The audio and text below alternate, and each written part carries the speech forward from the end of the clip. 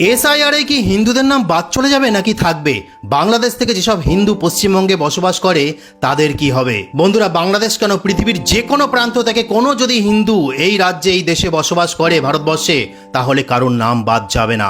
ইতিহাস এটাই বলছে। কারণ আজ সর্দার বল্লভভাই প্যাটেল ছিল বলেই সারা বিশ্বের হিন্দুরা এই দেশের নাগরিকত্ব নিতে পারবে।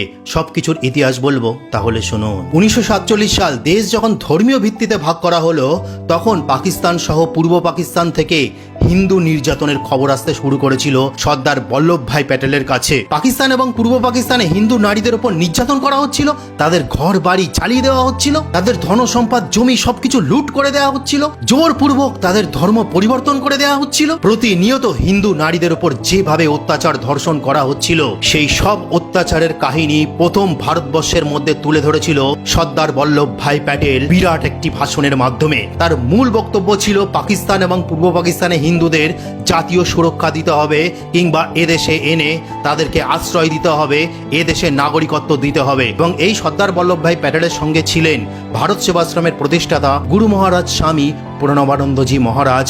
তার সাথে ছিলেন আর্য সমাজের স্বামী দয়ানন্দ সরস্বতী এবং শ্রদ্ধানন্দজি মহারাজ দ্বারা অনুপ্রাণিত গুরুদত্ত বিদ্যার্থী মহারাজ, শ্যামা প্রসাদ মুখার্জি সহ আরো অনেকেই। সর্দার বল্লভভাই প্যাটেলের সাথে তারা সর্বত্র জায়গায় আন্দোলন করতে লাগলো। পার্লামেন্ট, কলকাতা, দিল্লি, পাঞ্জাব, সর্বত্র জায়গায় যে পূর্ব পাকিস্তানের হিন্দুদের সুরক্ষা ভারত সরকারের দিতেই হবে, এদেশে তাদের আনতেই হবে।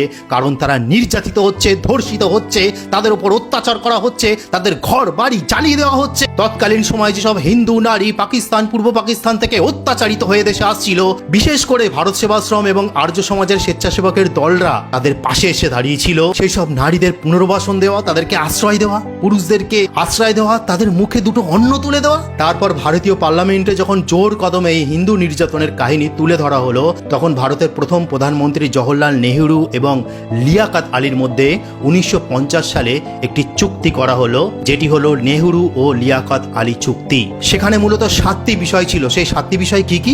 1. সংখ্যালঘুদের অর্থাৎ শিখ, হিন্দু, বৌদ্ধদেরকে জীবন, সম্পদ, ধর্মীয় অধিকারের সুরক্ষা দেওয়া।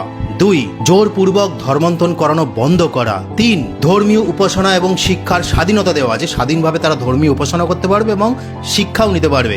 4. যেটা সবচেয়ে ইম্পর্টেন্ট, যে পালিয়ে যাওয়া হিন্দু, শিখ, বৌদ্ধরা ভারতবর্ষে যদি আসে তাহলে তাদের আশ্রয় দেওয়া, তাদেরকে নাগরিকত্ব দেওয়া। আর এদেশ থেকে যদি কোনো মুসলিম অত্যাচারিত হয়ে পাকিস্তানে চলে যায়, তাহলে পাকিস্তান তাদের নাগরিকত্ব দেবে। 5. কোনো জায়গায় সংখ্যালঘু অত্যাচারিত হলে 2 দেশ মিলে অভিযোগ তদন্ত করবে, বিচার কমিটি তৈরি করবে। 6. কোনো সংখ্যালঘু হিন্দু, বৌদ্ধ, শিখদের যদি সম্পত্তি কেড়ে নেওয়া হয়, জোরপূর্বক যদি অধিকার করে নেওয়া হয়, তাহলে বিচার কমিটি তৈরি করে তাদেরকে ফিরিয়ে দেওয়া হবে।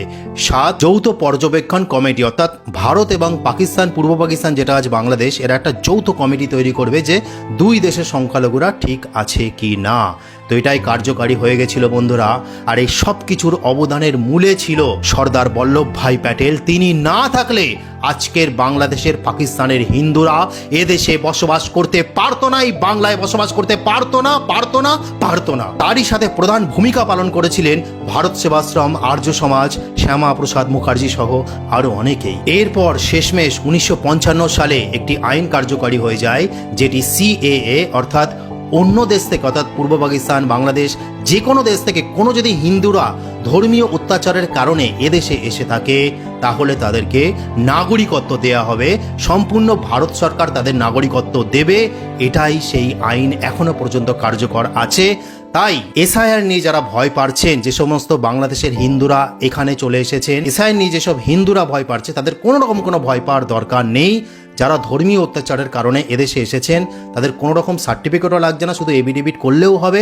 আপনারা CAA তে অ্যাপ্লাই করুন। এটাই হিন্দুদের সর্বপ্রথম প্রধান কাজ হবে, CAA তে অ্যাপ্লাই করে সেই সার্টিফিকেটটাকে কাছে রাখা এবং সেটার মাধ্যমেই ভারতের নাগরিক হয়ে যাওয়া। সেটা আপনি নিজেও অনলাইনে করতে পারেন, বিভিন্ন ইউটিউব চ্যানেল আছে, ChatGPT আছে, গুগল আছে, দেখে নিতে পারেন কিভাবে হবে, কিংবা সাইবার ক্যাফে গিয়েও করতে পারেন। আর শেষে একটাই কথা বলছি, যারা এই ব্যবস্থা করে গেছিলেন ভারতবর্ষে, সেই সর্দার বল্লভভাই প্যাটেলকে কখনোই ভুলবেন না। ভারত সেবাশ্রম, আর্য সমাজের অবদান কখনোই ভুলবেন না। শ্যামা প্রসাদ মুখার্জির অবদান কখনোই ভুলবেন না। আরও যারা তার সাথে লড়েছিল, তাদের অবদান কখনোই ভুলবেন না। তো আজকে বলার ছিল, হিন্দুদের চিন্তা করার কোনো কারণ নেই, আপনারা নিশ্চিন্তে এখানে থাকতে পারেন। এটাই সেই ভারতভূমি, এটাই আপনার দেশ। হরে কৃষ্ণ, জয় সনাতন ধর্মের জয়।